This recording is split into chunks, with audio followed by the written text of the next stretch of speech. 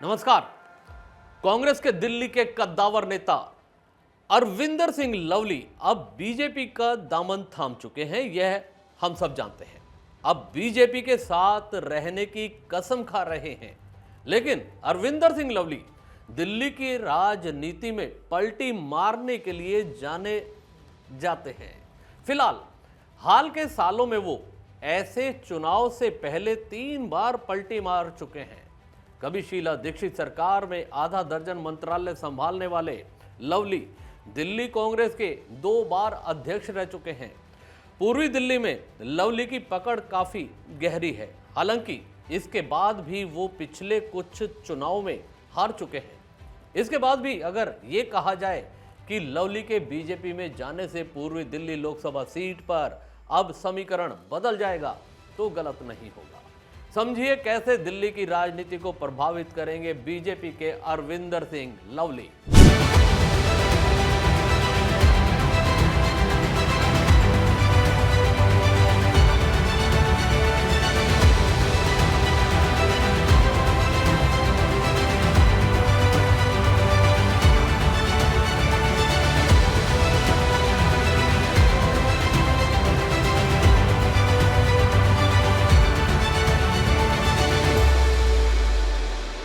Lovely का इस्तीफा स्वीकार कर लिया गया है। दीपक बावेरिया खुलकर सामने आ चुके हैं। आपको बताते हैं कैसे बदल जाएगा पूर्वी दिल्ली सीट का समीकरण। अरविंदर सिंह लवली गांधीनगर से 4 बार विधायक बने हैं। गांधीनगर विधानसभा सीट ईस्ट दिल्ली लोकसभा क्षेत्र में आती है। पिछली बार लोकसभा चुनाव में अरविंदर सिंह लवली कांग्रेस की ओर से मैदान में थे। उनके सामने थे क्रिकेटर गौतम गंभीर। लवली को 3 लाख और गंभीर को लगभग 7 लाख वोट मिले थे। वहीं आप से आतिशी को 2.25 लाख से ज्यादा वोट मिले थे। इस बार आप और कांग्रेस साथ है। गंभीर भी इस सीट से प्रत्याशी नहीं है। मतलब स्टार कैंडिडेट का फायदा इस सीट पर इस बार बीजेपी के साथ नहीं है। यहां से बीजेपी ने हर्ष मल्होत्रा और आपने कुलदीप कुमार को टिकट दिया है। कुलदीप कुमार की भी इस इलाके में मजबूत पकड़ बताई जाती है। अगर लवली कांग्रेस के साथ होते तो शायद समीकरण कुछ और होता। अब बीजेपी के साथ वह चले गए हैं तो जाहिर तौर पर समीकरण बदल जाएगा और लवली का वोट बीजेपी में ट्रांसफर हो सकता है।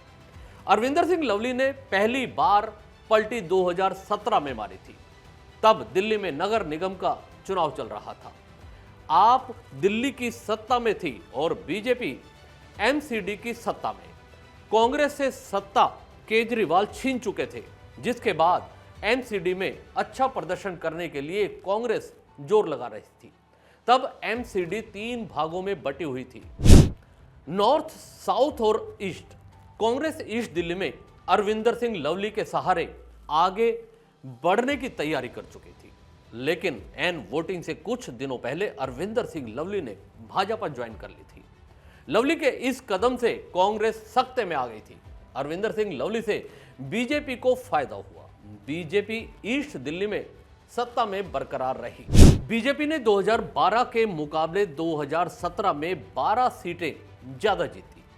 नगर निगम चुनाव के बाद जब लोकसभा चुनाव 2019 का समय आया तो अरविंदर सिंह लवली ने बीजेपी को अलविदा कह दिया, कांग्रेस ज्वाइन कर ली। तब लवली ने कहा था, मैं भाजपा में वैचारिक रूप से अनुपयुक्त था। लवली एक बार फिर से कांग्रेस में ऊपर बढ़ने लगे। 2019 में ईस्ट दिल्ली से लोकसभा का चुनाव लड़े, हार गए। इसके बाद कांग्रेस ने विधानसभा चुनाव में गांधीनगर से उन्हें टिकट दिया, वहां से भी वे हार गए। इसके कुछ महीनों बाद कांग्रेस ने लवली को प्रदेश अध्यक्ष बना दिया। इसके बाद आया लोकसभा चुनाव 2024। कांग्रेस और आप में गठबंधन हुआ, सीट शेयरिंग हुई, कैंडिडेट घोषित हो गए। इन सब में लवली की भूमिका थी, वो आगे भी दिख रहे थे। लेकिन अचानक से लवली ने पिछले दिनों कांग्रेस के अध्यक्ष पद से इस्तीफा दे दिया। खबर आई कि लवली टिकट मांग रहे थे, जो मिला नहीं। हालांकि लवली ने इससे इनकार किया, लेकिन गठबंधन पर सवाल उठाने लगे। कांग्रेस लवली को मनाने के बजाय गांधी परिवार के भरोसेमंद देवेंद्र यादव को अध्यक्ष की जिम्मेदारी दे दी गई। अटकलें लगी कि लवली बीजेपी में जा सकते हैं। लवली ने इनकार किया, लेकिन अटकलें तब सही साबित हुई जब लवली ने शनिवार को तीसरी बार पलटी मारी और बीजेपी में वे शामिल हो गए। इस खबर में इतना ही। दीजिए इजाजत। नमस्कार। चैनल को भी सब्सक्राइब जरूर कीजिएगा। धन्यवाद।